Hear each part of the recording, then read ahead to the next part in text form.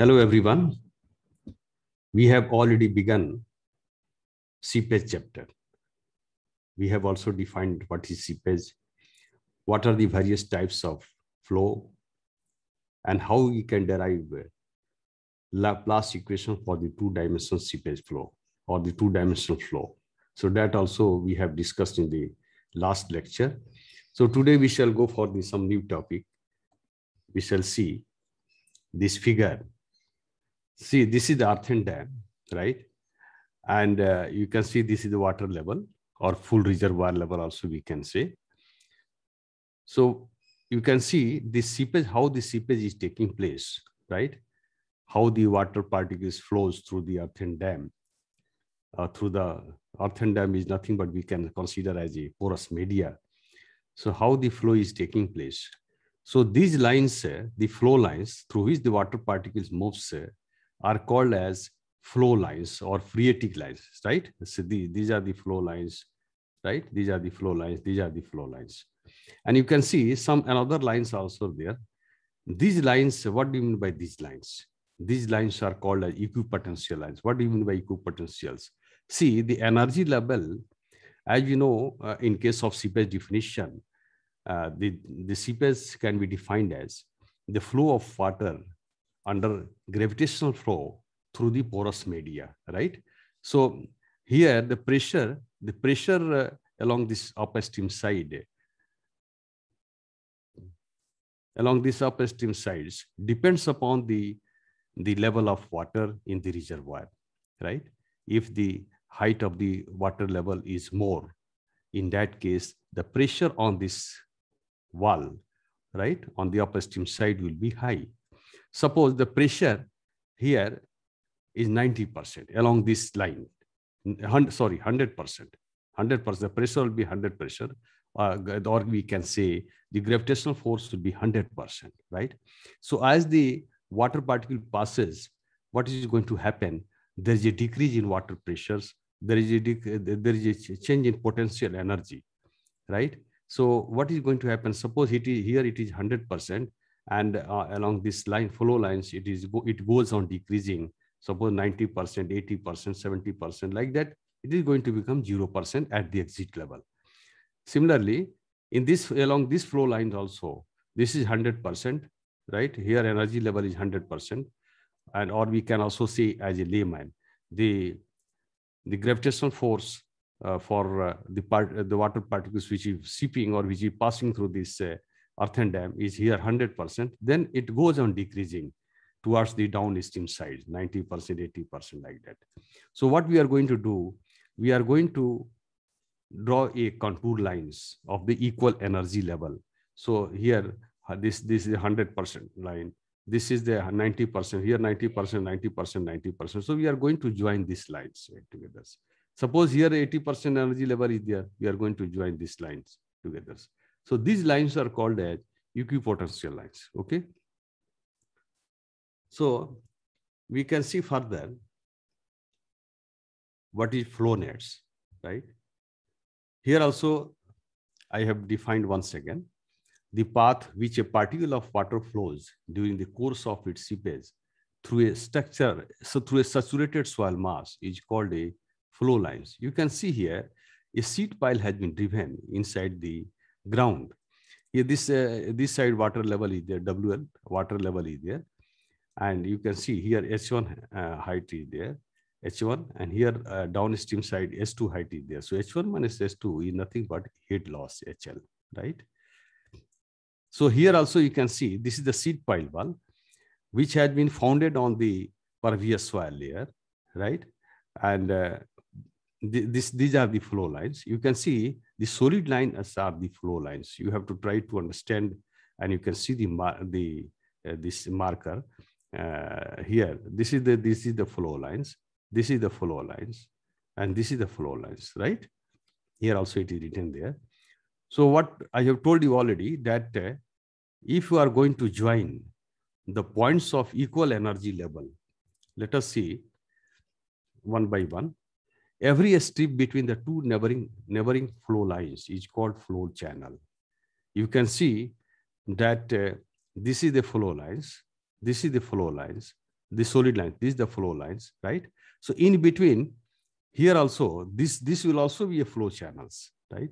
This will also be a flow channel. This will be a flow channel. This will be the flow channel. Here also a flow channel. So how many flow channel will be there? 1, 2, 3, 4, 5 flow channel will be there, right? So these are in the form of a strip itself. You can see the flow channels are in the form of a strips in between the two flow lines, adjacent flow lines. A line connecting all the points of equal height is called as an equal potential line. Equal height or the equal energy level, we can say. As I told you, here 100% energy level is there, 100% potential is there, right? The gravitational force will be high for the shipping. But as the flow water particle flows, right, the energy level go on decreasing, or the potential goes on decreasing. Suppose it is 100% here, here it is 90%, here 90%. So what we are going to do, all the 90% points are going to join together by a dotted line. You can see that the flow, these are actually called as flow net also. The lines which are the flow lines and the equipotency lines are joining together to form a flow nets. But one thing you have to remember, the flow nets, the graphical representation of the flow nets will vary from one type of construction to the other types of construction. For example, this is the sheet pile wall. Here the earthen dam. Suppose concrete dam is there. In that case, the flow net will be different. So flow net depends upon the types of structure, hydraulic structure, right? So here also you can see this figure also I have given you for your understanding purpose. Here flow net developing in a foundation seepage is a sheet pile valley. There is earthen dam. Flow net for a steady seepage through an earthen dam founded in a pervious stratum. You can see, for your clarification, this figure has also been given to you. This is called a full reservoir level. So here, they suppose the potential level, energy level is 100%, for example, right? That means gravitational forces for passing or shipping the water particles is 100%. But as this it moves towards the downstream sides, the energy level goes on decreasing, right? So here is suppose, see, at every point, these are the dotted lines here, dotted lines are the flow lines, right? So on this dotted, suppose this is 90%, 90%, 90. So all the 90% we are going to join together. This is called an equipotential line. So 90% equipotential lines, 80% equipotential line, 70% equipotential line. It is just like a contours which we have studied in surveying, right? So equal heights, it has been connected. Now we can see every section of a flow channel between the two equipotential line is a field. What does it mean? Every section of a flow channel. So these are the flow channels. In between the two adjacent flow lines, the flow channels are there.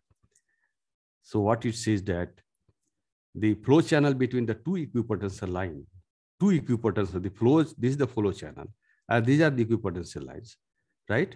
So these sections are called as field, right? These are called as field. It can be seen that the equipotential meet the flow lines at right angles. So these dotted lines are the equipotential lines, and the solid lines are the flow lines. So all these flow lines and equipotential lines meet to each other at 90 degrees. This also you have to know. FRL means full reservoir level, and here water level, WA is the water level. Okay. So now we shall move further. The same figures I have given here for your clarifications. And if you are going to install the manometer, right here, these are the solid line is the equipotential lines. So here, if you are going to install a manometer at this point, and this point, because this is the 60% the energy level, equipotential line. So you can see that in the each manometer, the pressure head will remain same, right? 60%, this is 60%, this is 60%. So all the points we are going to join together, and these solid lines are equipotential lines, right? Potentials are equal. So you can see here, in the beginning it is 100%. As the flow water particle passes from upstream side to downstream sides, the energy level goes on decreasing, right? So 90%, 80%, 70%. But you can see that it is 10% decreasing there, 10%. It has been drawn at 10% decrease in equipotential lines. 10% decrease has been shown here. Now we can see equipotential drop, another terminology, another definition. And this is a concrete dam which has been constructed on the pervious foundation. And this is the water level. So here, what we have to see, by seeing the figure itself, we can understand. See, this is the equipotential lines. Zero, it is mentioned 0 here. The name 0, it has been denoted by 0. So this is also equipotential lines. 0, 1, 2, 3, 4, 5, 6, 7, 8, 9, 10. So 10, that means including 0, 11 equipotential lines should be there. 11 equipotential lines should be there. Okay. And you can see the flow lines are also there. Flow lines. And in between the two flow lines, the flow channel is also there. So first flow channel, second flow channel, third flow channels, right? And these are called as field, right? So what I'm trying to say here, that 11 equipotential lines are there, right? Including this 0. So what will be the equipotential drop? So number of equipotential lines minus 1 will be the number of equipotential drop. So you can see from here to here, the equipotential drop is the 10%, for example, here 10%. So this area we can consider the equipotential drop. So 1, 2, 3, 4, 5, 6, 7, 8, 9, 10. So number of equipotential drops will be 10 and number of equipotential lines will be 11, right? So this figure also I have shown you for understanding about the, here you can see number of flow channel. NF indicates the number of flow channel is the 5. So you can see number of flow channel. This is also one flow channel. 1, 2, 3, 4, and the 5. 5 flow channels will be there. Number of equipotential drop, ND, is equal to 10. What does it mean? See, 1, 2, 3, 4, 5, 6, 7, 8, 9, 10, 11, including this 11. This is a 0 line. So 11 equipotential lines will be there. That means 11 minus 1 will be the equal to 10, which will be the number of equipotential drop, right? So for understanding purpose also, this figure I have shown you. And this, you can see how the energy level at a different equipotential line is going to drop. 9 here 100%, 10 by 10 H, okay, 9 by 10, and then 8 by 10. Likewise, it goes on decreasing towards the downstream side. Now you can see further. See the flow net, this which we have seen in the previous slides, the flow net. See, the flow net can be utilized to calculate the discharge through any hydraulic structure, which may be earthen dam, which may be concrete dam, constructed over a pervious foundation, or suppose seat pile wall driven inside a pervious soil. Okay, so definitely different hydraulic structure will have different flow nets, and we have to know here how we can calculate the seepage, how we can calculate the discharge, right? Quantity of water flow through the flow net, right? How using the flow net, how we can determine the seepage or discharge. So let us begin. Suppose this flow net we have taken for any hydraulic structure, and these lines are called as flow lines, as you know. Okay, the solid lines are the flow lines, and the dotted lines are called as equipotential lines. Okay, and here difference in heads, we have seen that how the energy level is going to decrease equally, 100%, 90%, 80%. Already we have seen in the previous slides. Similarly, what is going to happen The difference in equipotential drop from here to here, delta H, from here to here, delta H, from here to here, delta H. So these, as you know, these are the equipotential lines, these are the flow lines, and these are called as flow channel. Okay. And in between the two flow lines, and in the equipotential lines, so this fields this is called as field actually. Okay. So we are going to consider this flow net, how we can determine the total discharge. So discharge through each flow channel, suppose discharge through this channel is delta Q from this, delta Q from this, through this channel. So what will be the values of total discharge, that is small q, okay? How we can calculate? So for this, you are going to consider one field having the length B, having the height B and length L, right? So you can see also here also flow channel 1, 2, 3, it has been written there. So these flow nets we have taken for calculating the total discharge. Let us see. As I told you, the dimension of this field is B and L, right? Delta is the head drop through this field.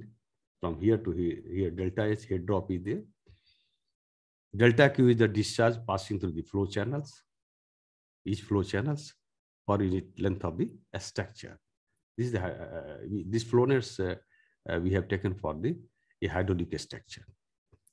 So Darcy law, as for Darcy law, we know the discharge is equal to KIA, and delta Q is equal to K, I is equal to hydraulic gradient, which you can write for this field. Delta H is nothing but from here to here hydraulic, the potential drop, heat loss. So delta H divided by this L is hydraulic gradient.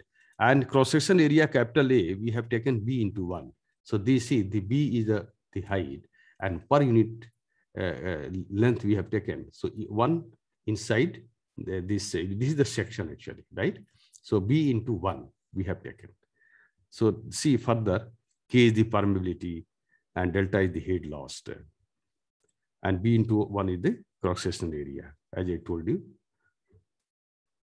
Now next we can see, suppose if ND represents the total number of potential drop in the complete flow nets. Suppose you are going to consider a complete flow nets, and ND is the number of equipotential drops, okay? So equipotential drops depends upon what? The total head loss, right, in the reservoir level. Suppose the head loss, the height of the water level in the reservoir is H1, right? Or we can say along the upstream side, the height of the water level is H1, and along the downstream side, the height of the water level due to the seepage is at H2. So H1 minus H2 is nothing but head level, the head loss, right? Head loss. Suppose there is no any seepage. In that case, total depth of water in the reservoir we have considered, right? So what I'm trying to say here, delta H is the head loss in between the two equipotential lines. So this is a delta is the equipotential drop, delta H from here to here, delta H, and ND is the total number of drops. Okay, so number of drops 1, 2, 3, right? So number of drops multiplied by head loss. Okay, number of head loss multiply by number of, how many number of drops are there? Suppose 1, 2, 3, like that. So ND is the total number of drops, and delta H is the head loss, right? For each in between the each equipotential line. Okay, so HL will be equal to delta H into ND.